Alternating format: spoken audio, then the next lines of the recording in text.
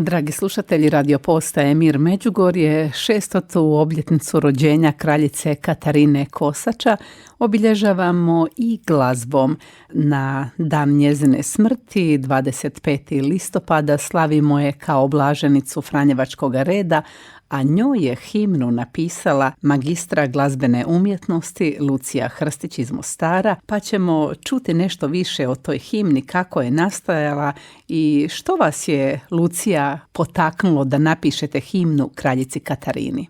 Prije svega pozdrav vama i vašim slušateljima uz zahvalu na pozivu i lijepo je iskoristiti prigodu i obilježiti ovu vrijednu obljetnicu kraljičina rođenja.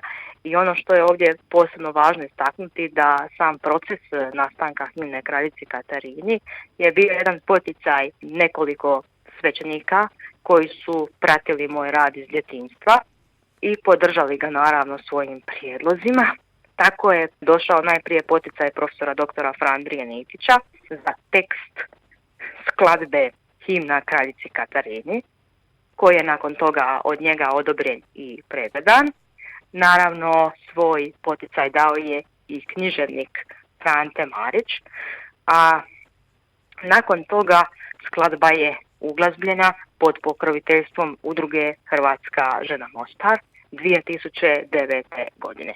Što ste željeli kazati, što ste izrazili tim tekstom ili koja vam je misao vodilja uopće kada pomislite na bosansku kraljicu Katarinu, koja je tako teško završila svoj život? Naime, morala je pobjeći iz svoga kraljevstva, djeca su joj odvedena u ropstvo u Turke, zemlju im je ostavila, Bosnu i Hercegovinu, u nasljedstvo. Ako se vrate, ako se ne vrate, zapravo naša zemlja pripada papi, da se on o njoj brine. Pa koje su vama misli vodilje? Ona je naravno umrla u Rimu i pokopana je u crkvi Aračeli.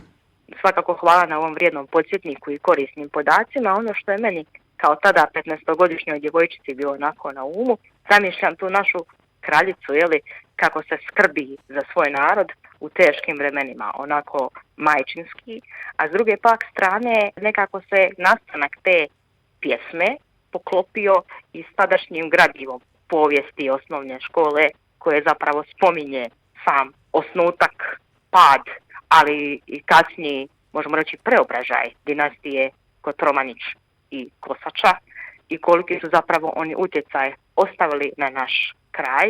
I ono što je vrlo zanimljivo, da u današnjem povijesnom kontekstu nekako sam dobila to shvaćanje da je kraljica Katarina Kosača Kotromanić ne samo po povijesti posljednja bosanska kraljica, nego i zapravo kraljica svih nas koji živimo na teritoriju Bosne. Govorimo na Bosne jer ona zapravo svojom intelektualnošću, svojim visokim obrazovanjem i visokom sviješću objedinjuje i nekako sadržava sve ideale i svih triju naroda koji žive na našim prostorima.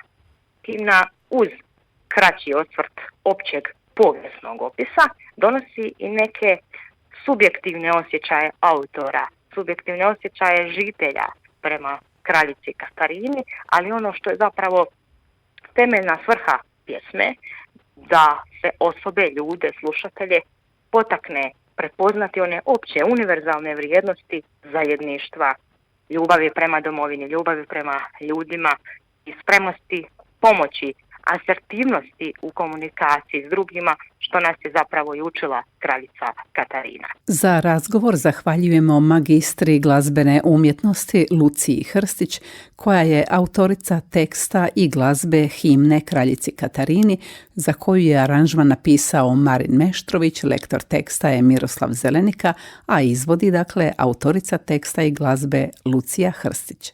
Skladbu poslušajmo u nastavku našega programa Himna kraljici Katarini.